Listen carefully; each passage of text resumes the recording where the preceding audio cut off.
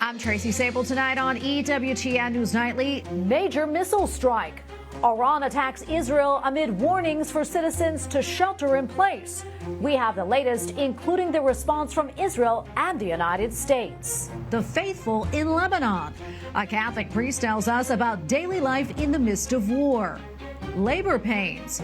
A closer look at the dock workers' strike in the U.S. and what it could mean for the economy.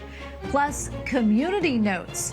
Pope Francis releases his prayer intention for the month of October. These stories and more tonight. From EWTN, the Global Catholic Network, this is EWTN News Nightly. Thank you for being with us on the Feast of St. Therese of Lisieux. Our top story tonight, we are following a developing story in the Middle East right now. Iran launches nearly 200 missiles at Israel.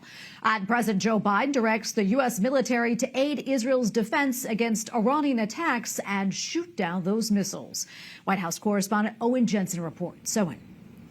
Tracy, good evening to you. The U.S. has been trying to avert a wider war in the Middle East, calling repeatedly for ceasefires. But now Iran attacks again with ballistic missiles. Earlier today, this taking place aimed at various targets across Israel.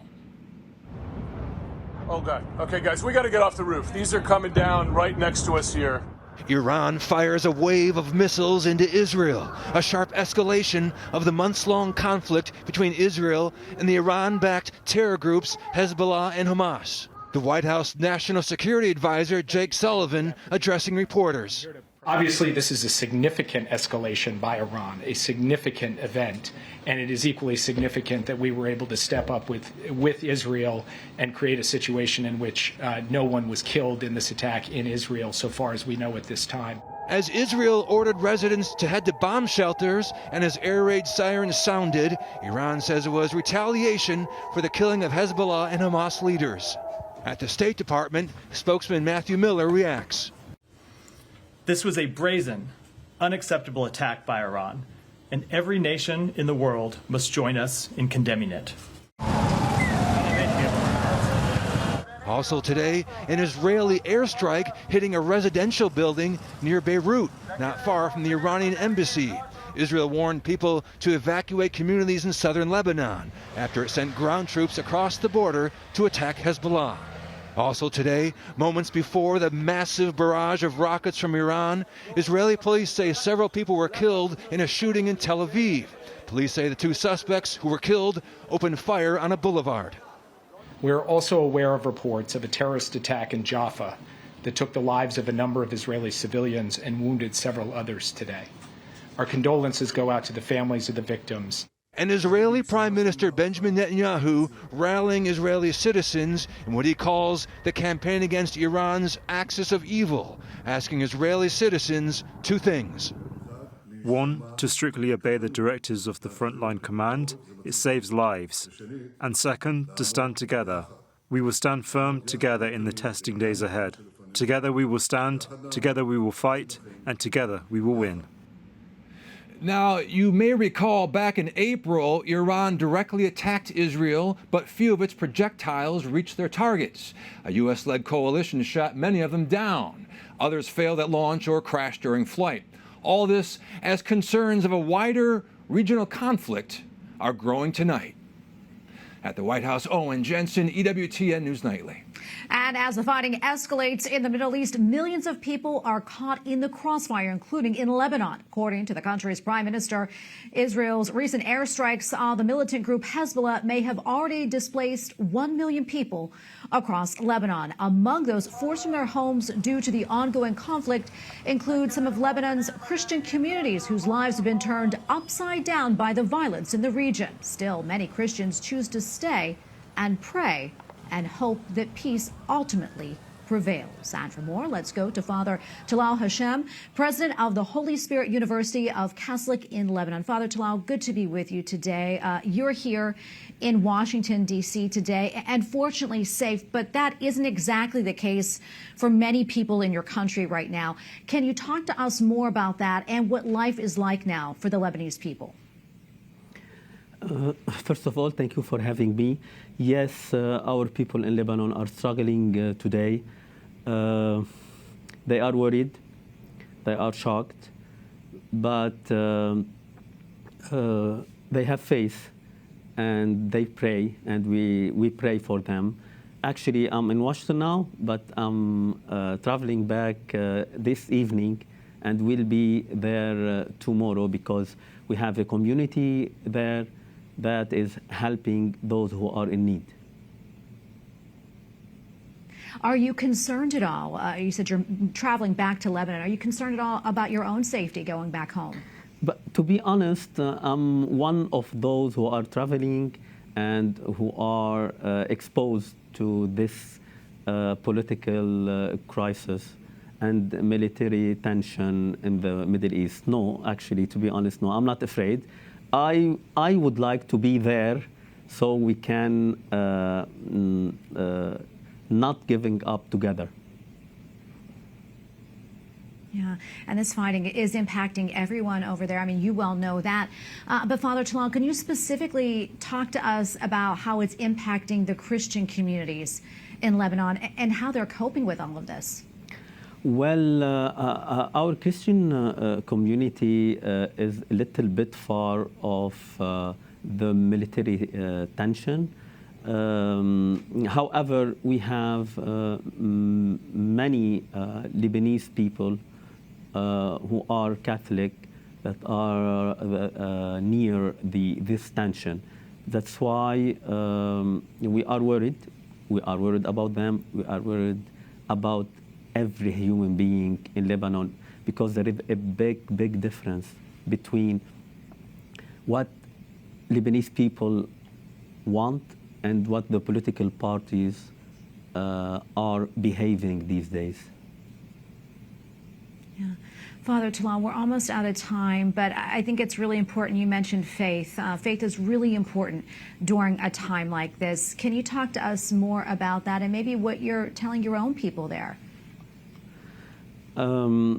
Actually, this is not the first time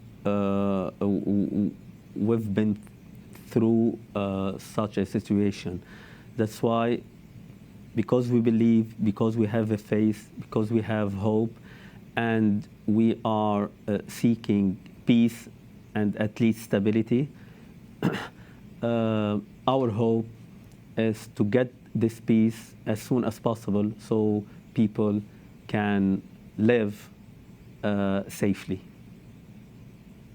Yeah, absolutely. We're praying for that indeed. Father Talal, thank you so much for spending time with us and talking to us about this. God bless you and safe travels to you. We're praying for you. Thank you for having me. I appreciate it. And turning back to the United States now, where the deaths of at least 150 people in 6 states are being attributed to Helene. President Biden plans to survey the damage in North Carolina tomorrow, following the bleak assessment from the state's governor.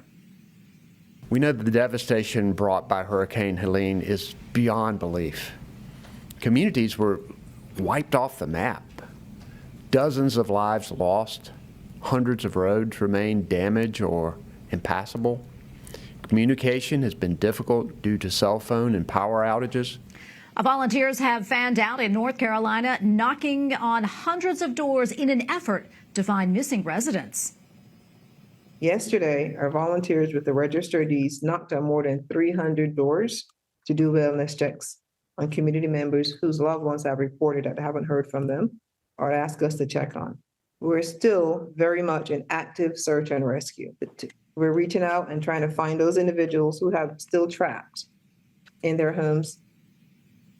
Supplies are being delivered by air, truck, and even mule to hard-hit Asheville and its nearby mountain towns. Several main routes into Asheville are washed away or blocked by mudslides. The city's water system is severely damaged. And for a closer look at the relief efforts taking place in North Carolina, we bring in Monsignor Patrick Winslow from the Diocese of Charlotte. Monsignor, thank you for making the time for us today, considering everything that's going on.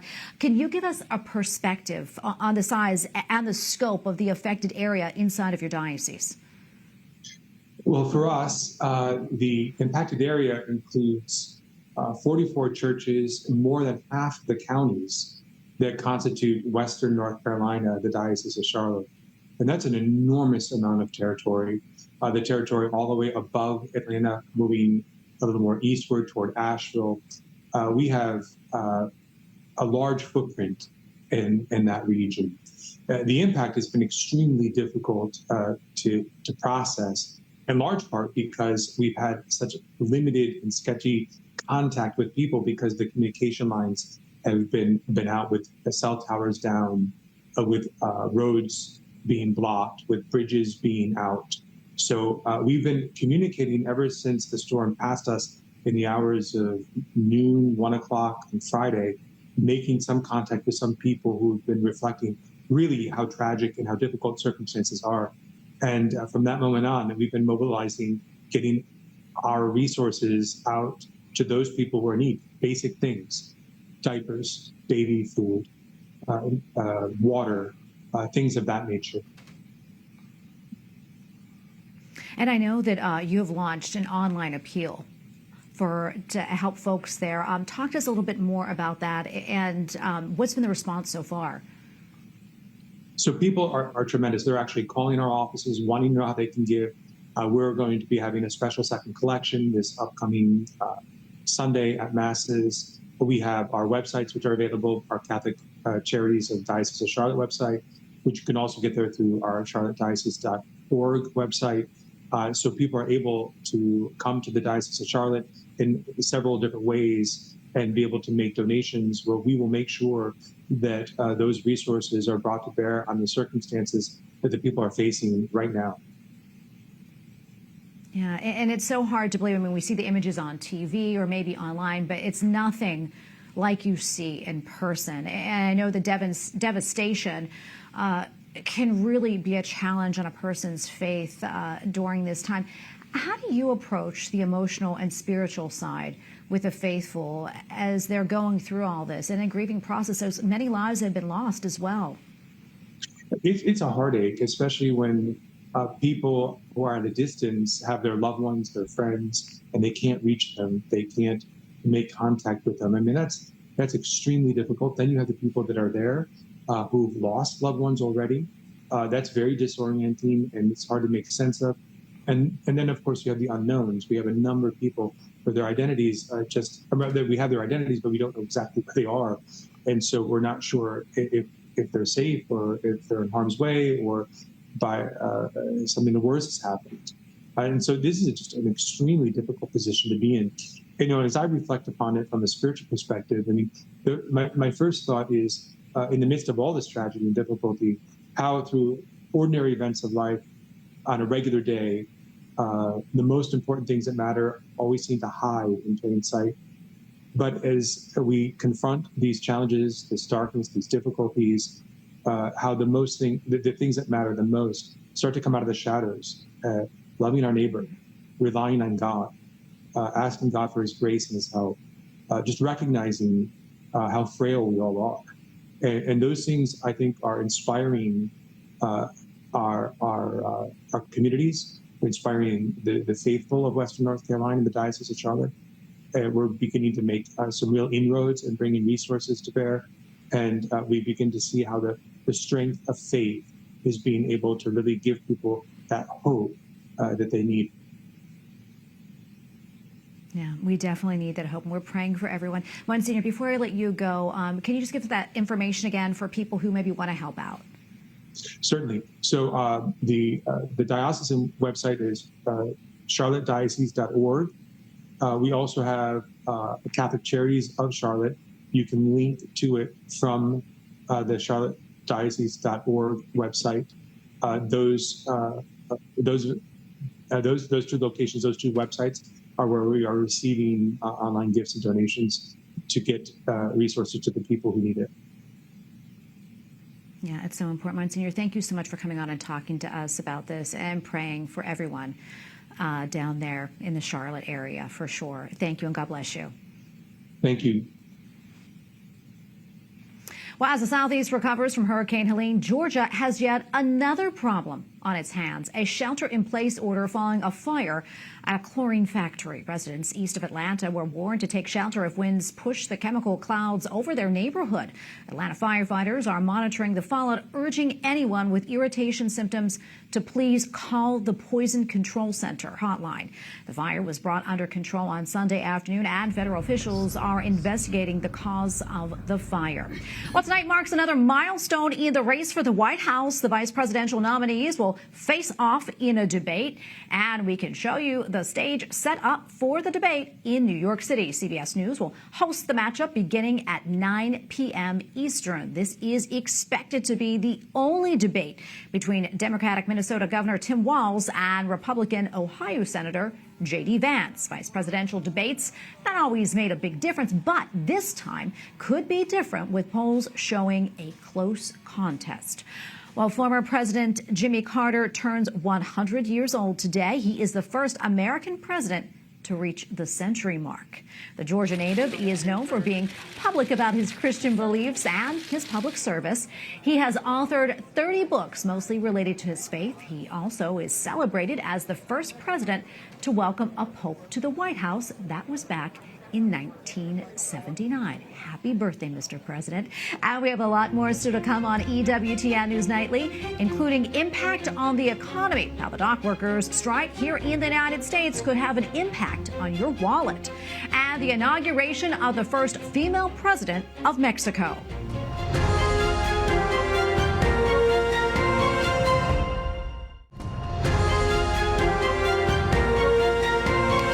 Welcome back. For the first time in decades, dock workers at 36 ports across the eastern United States are on strike. The work stoppage could have a big impact on the supply chain. The president of the International Longshoremen's Association had a dire warning for consumers. If we have to be out here a month or 2 months, this world will collapse. Don't blame them. Don't blame me. Blame them. Workers began walking off the job early this morning. They are demanding higher wages, but they also want automation on docks to be completely banned. Dan, for more, let's bring in Jason Miller, the interim chairperson for the Department of Supply Chain Management at Michigan State University. Jason, great to be with you today. So let's delve into this a little bit more. Do we know exactly what items will be impacted by this strike? Yeah, we have a very good sense of that. The Census Bureau publishes data down to the pounds of bananas or the number of tons of insert steel, whatever commodity like steel come through each port in the United States. So we have a very good sense of what comes in. Yeah, and can you give us an example of maybe some of the items? Do we know that yet? Yeah, no, exactly. So top imported commodities that come in are things like furniture, fresh fruits and vegetables, auto parts. That's one we're especially watching closely. Coffee is high on the list, but literally there's over 10,000 different types of goods that we bring in, and it really ranges the spectrum. Another very affected commodity is solar cells, so solar panels that are installed to generate electricity. Yeah, so a variety of items, a lot of them everyday items. Can you give us a sense of how this is going to affect us, the consumers? So it really depends on the length of the strike. If it's this week, only 2-3 days, the impact essentially won't be really felt by anybody. Once we get beyond those sort of a 3 or 4 day window, you can think that the amount of disruption sort of increases at an increasing rate as the strike goes on longer. So essentially it's a downward spiral.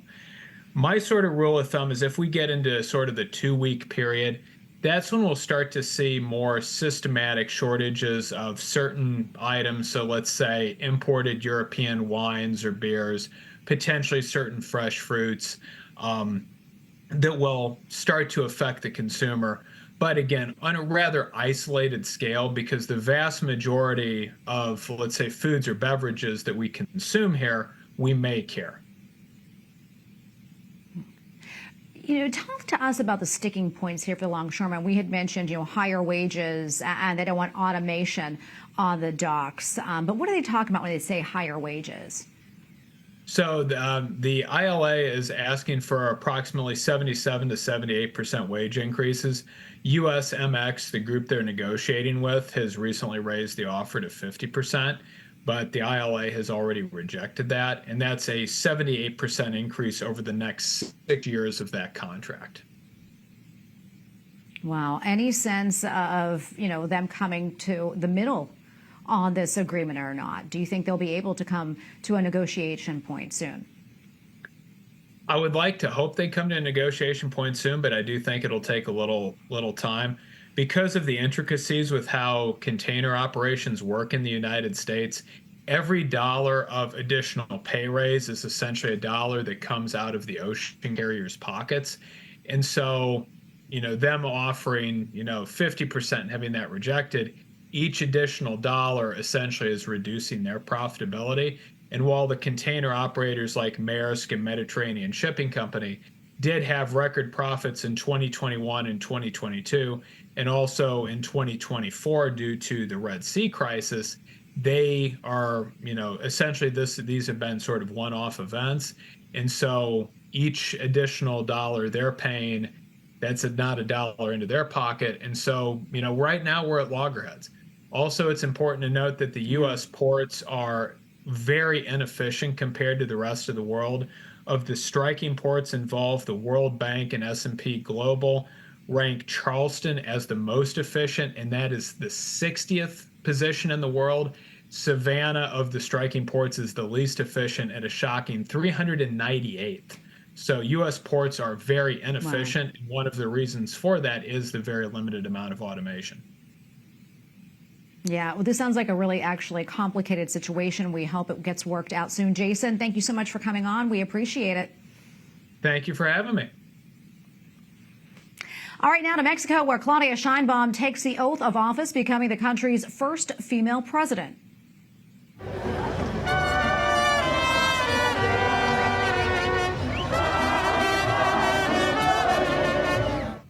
Now, the 62-year-old is promising to continue many of the policies of her predecessor, Andrés Manuel López Obrador. His supporters said goodbye to him with songs in front of the National Palace. Sheinbaum, a leftist and former scientist, is facing pressing problems like high levels of violence and a slow-moving economy. Up next on EWTN News Nightly, the Church in China. A group dedicated to religious freedom issues a troubling new report on the communist country, plus a report from Rome on a new initiative on nonviolence.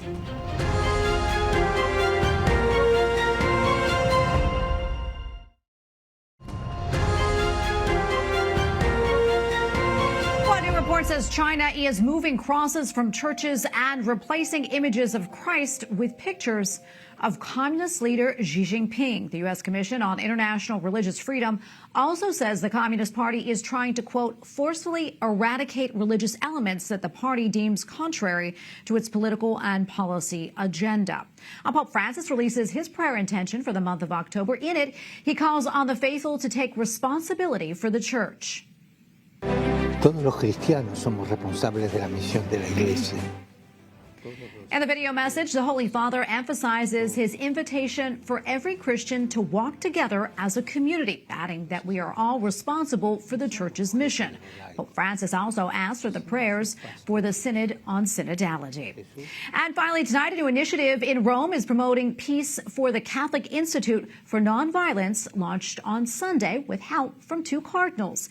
EWTN Vatican journalist Benedict Sidegren has more.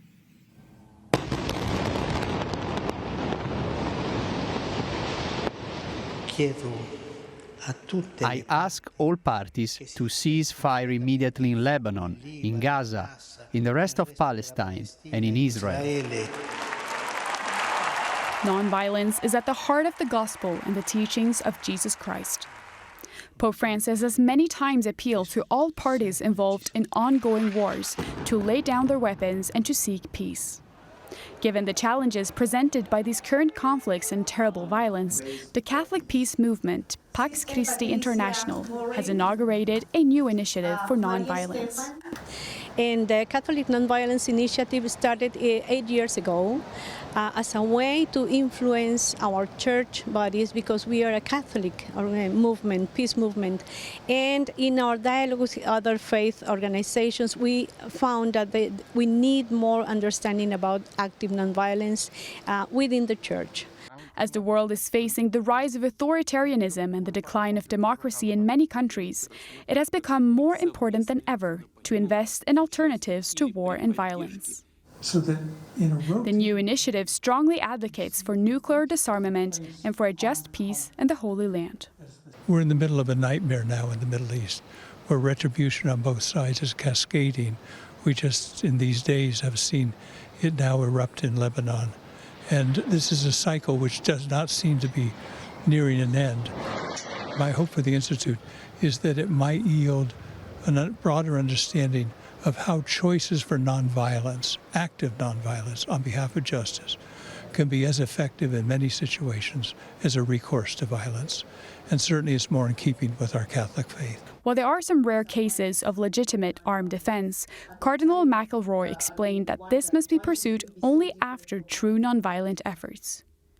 The Institute will mainly work as a virtual institute, embarking on the mission of making research, resources, and experiences in nonviolence more accessible for both church leaders and global institutions. In the Holy Land, there have been Israelis, Palestinians who have been leading nonviolent dialogue and nonviolent resistance challenging occupation for years. Centering those voices, amplifying the work that they're doing is critical. So we need to be encouraging and electing leaders and officials who are in a position and committed to centering support for those involved in active nonviolent movements. The Institute aims at reclaiming the nonviolence of Jesus, the Prince of Peace, as not merely a spiritual ideal, but a practical ethic that can transform the world. In Rome, Benedict Cedergren, EWTN News Nightly. And we thank you for watching tonight. Remember, you can follow us on social media, Facebook, X, and Instagram at EWTN News Nightly. I'm Tracy Sabol. Good night and God bless.